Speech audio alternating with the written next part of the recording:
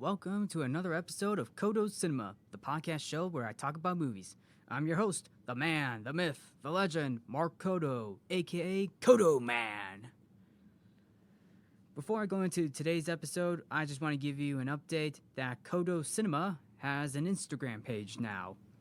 So if you want to follow my Instagram page, Codo Cinema, you can follow me on Instagram by checking out by following me on my Instagram page, where you will also see a link in one of my posts saying Codo Cinema, which is the picture on my Instagram page. So you can go ahead and check that out if you want to. But other than that, just want to give you an update that Codo Cinema has an Instagram page.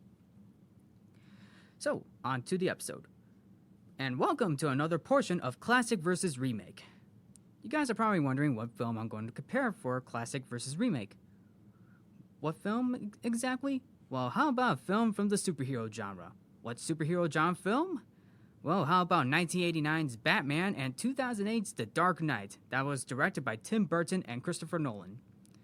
Now, not to get everyone confused, 2008's The Dark Knight is the sequel to Batman Begins, which I know Batman Begins is the first installment of the Christopher Nolan Batman series. But since The Dark Knight is technically a reboot, same goes for Batman Begins, it kind of counts as a reboot. So The Dark Knight is technically a reboot in the Christopher Nolan Batman series. So it definitely counts as a reboot. Based on the DC comics by Bob Kane, both Batman and The Dark Knight are considered to be one of the greatest superhero movies of all time that helped redefine the superhero genre due to its story, atmosphere, action, and memorable characters, among many other memorable moments.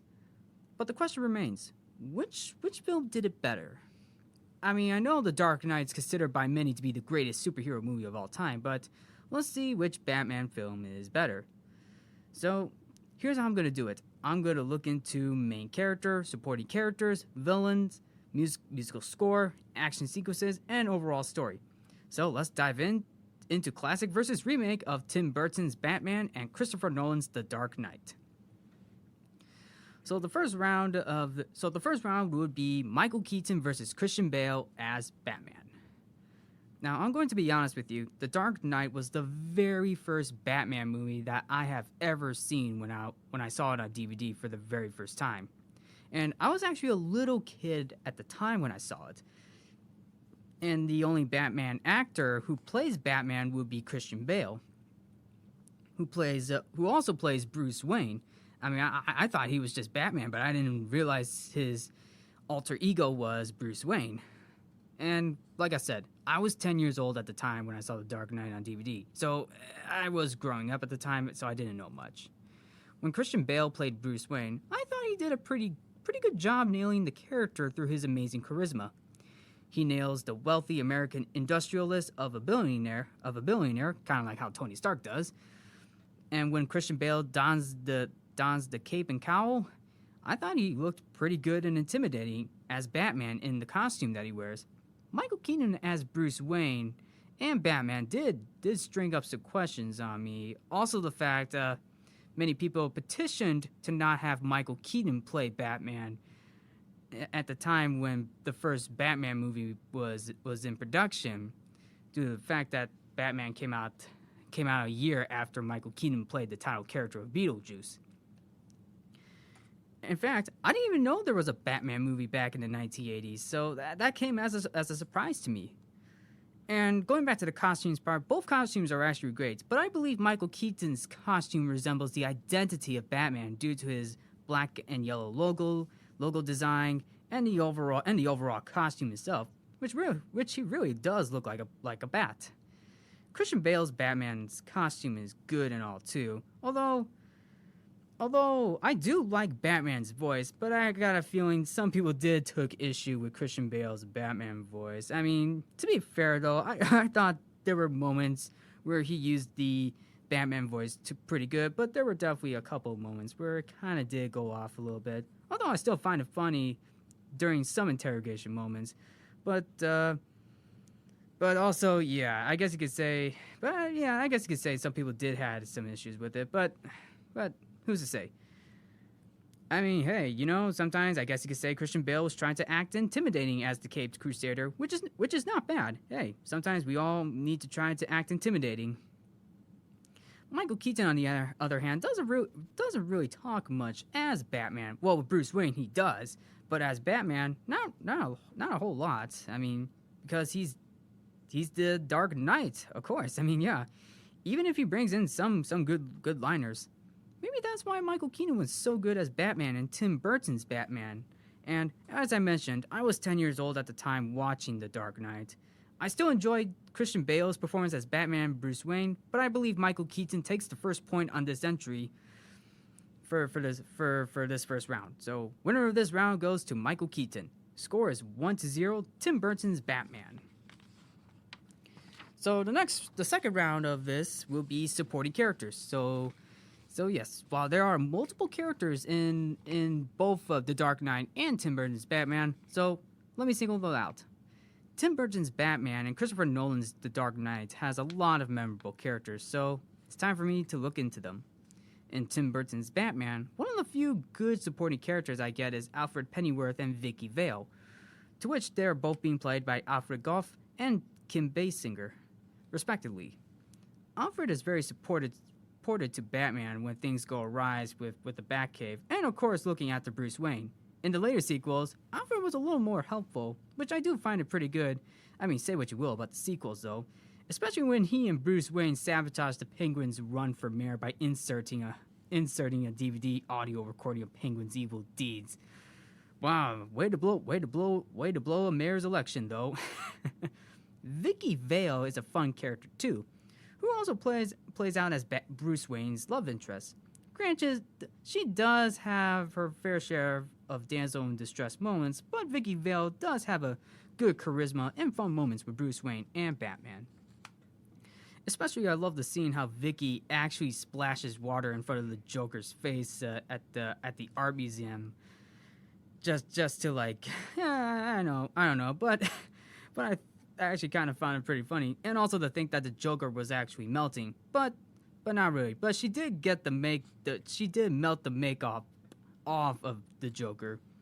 Maggie Gyllenhaal as Rachel Dawes in The Dark Knight plays a good part as Bruce Wayne's girlfriend and somewhat of a tough personality. Going back to Tim Burton's Batman, many people will probably remember the Joker's minion, Bob the Goon, as Joker's sidekick. Is one of the few things that people remember about Tim Burton's Batman because he is a memorable character to support the Joker. Hey, some people do love Bob.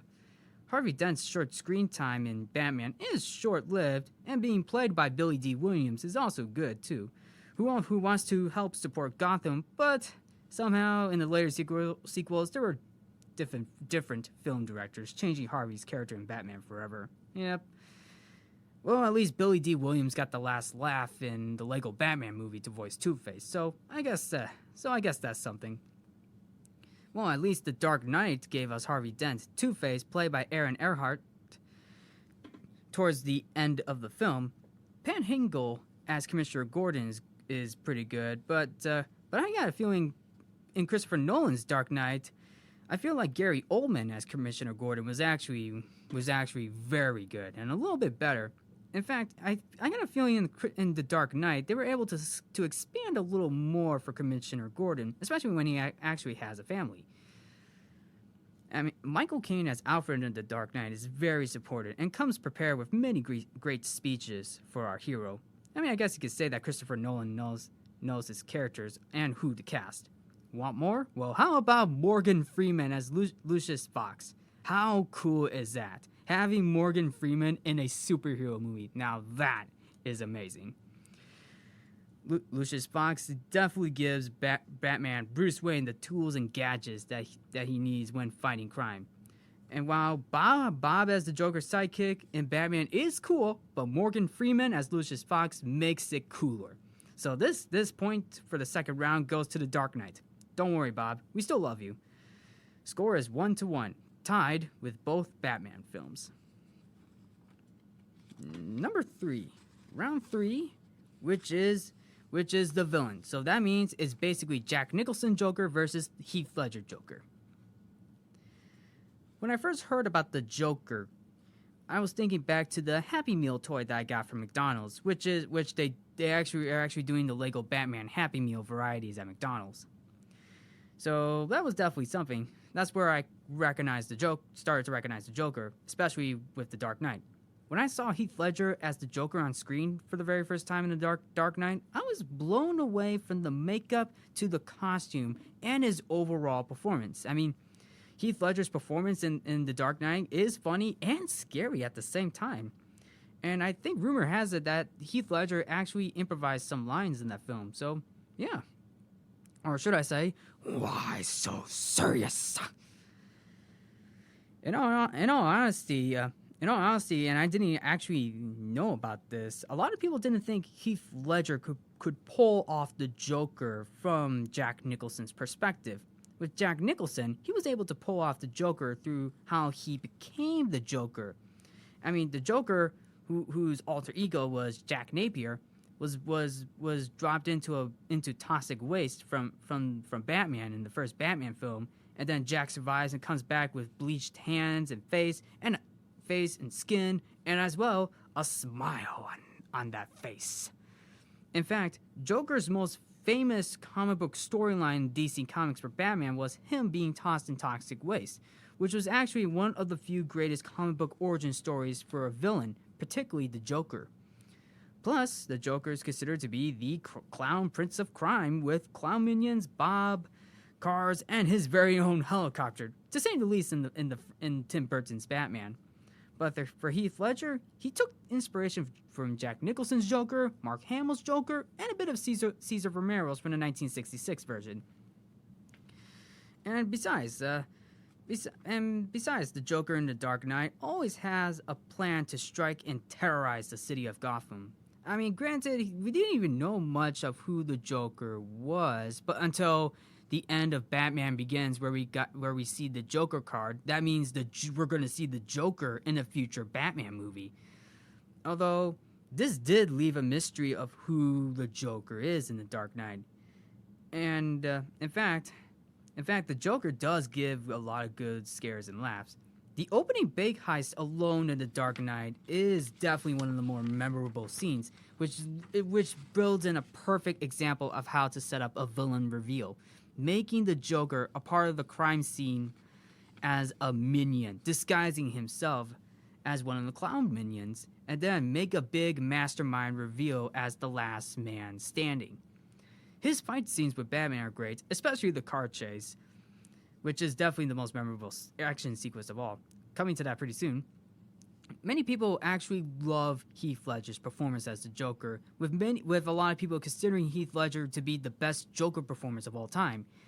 He won the Academy Award for Best Supporting Actor, and this was at the time after Heath Ledger's death. And after his passing, I still love Heath Ledger's performance as the Joker. And the Joker legacy lives on, with Joaquin Phoenix winning his Oscar as the Joker in 2019's Joker film. Well, I certainly love Jack Nicholson's take on the Joker, but Heath Ledger takes the next point by being so serious. Score is 2-1, with The Dark Knight taking the lead. The fourth round will be Danny Elfman versus Hans Zimmer for musical score. Okay, from a music standpoint, you couldn't pick two composers to write an amazing Batman theme than Danny Elfman and Hans Zimmer. Probably one of the best moves that any studio can make.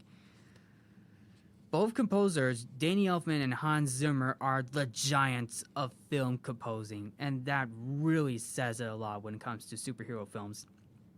Danny Elfman, who is a collaborator of Tim Burton, has written a very well themed song for 1989's Batman.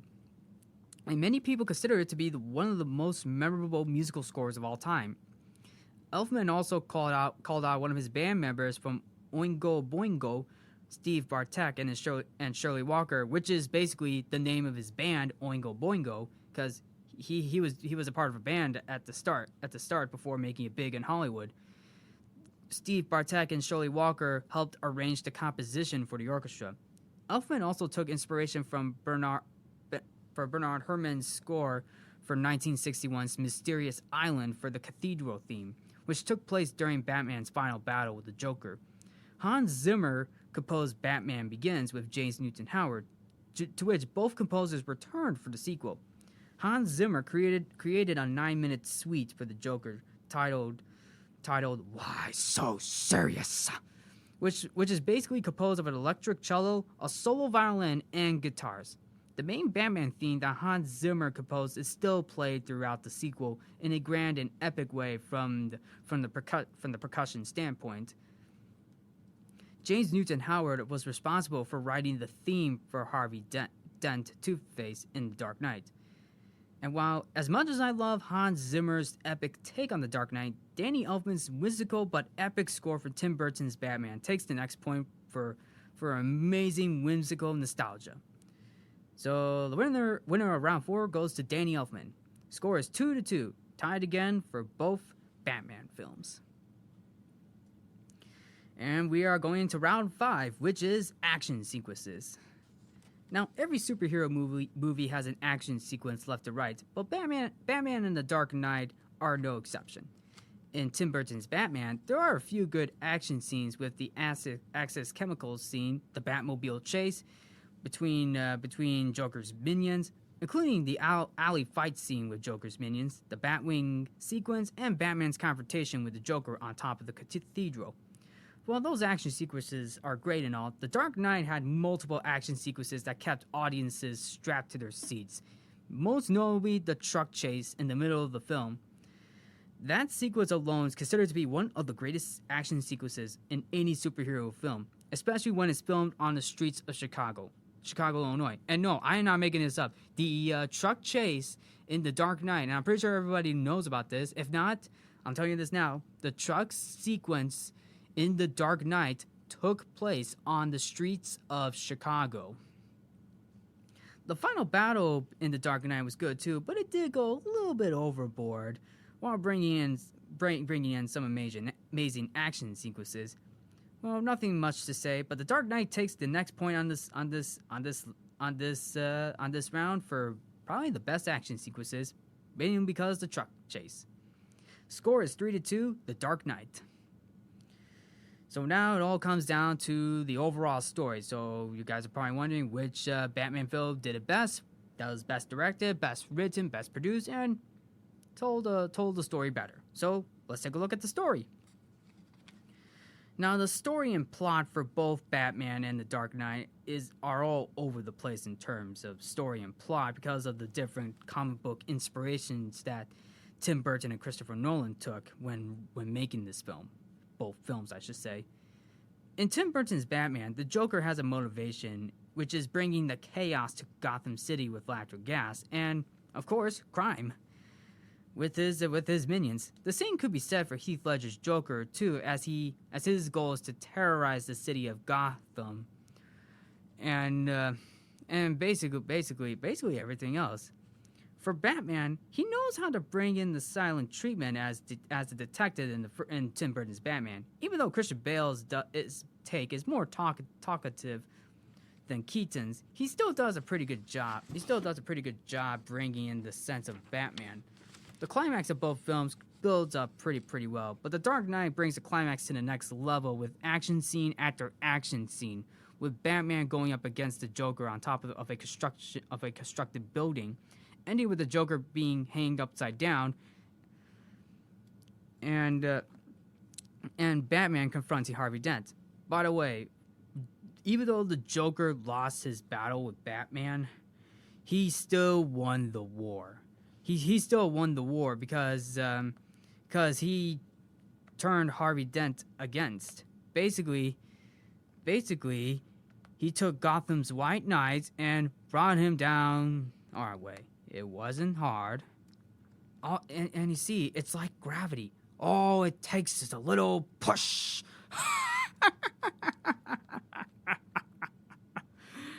Well, those lines alone from the Joker in The Dark Knight, you could probably tell that even though the Joker lost the battle with Batman, he won the war. He turned Harvey Dent against the city. Basically, Harvey Dent's now the villain, folks. Tim Burton's Batman does go into a dark climax on top of the cathedral with a good confrontation, ending with the Joker trying to get to his helicopter and plummeting down to his demise. The conversations in The Dark Knight is good and all, which does bring in a lot of good build-up moments and problems for Bruce Wayne and Batman. And while I love Tim Burton's Batman, but I have to end this tiebreaker with The Dark Knight, the superior superhero film of all time. Winner of round 6 goes to The Dark Knight. With a score of 3-2, The Dark Knight is the winner. So, what do you guys think? Was this a fair comparison? Did I miss out on some moments? Do you think were there any moments that I missed? So feel free to let me know if you like Tim Burton's Batman better or Christopher Nolan's The Dark Knight. And thank you for tuning in to Codo's Cinema, and I just hope everything will be okay. Just make sure everyone is staying safe. Please stay safe, and remember to wash your hands, wear a mask during these tough times, and please stay safe and have a safe and amazing Thanksgiving break. And I'm your host, Mark Codo. Thank you for tuning into Codo Cinema. Remember to watch movies and stay positive.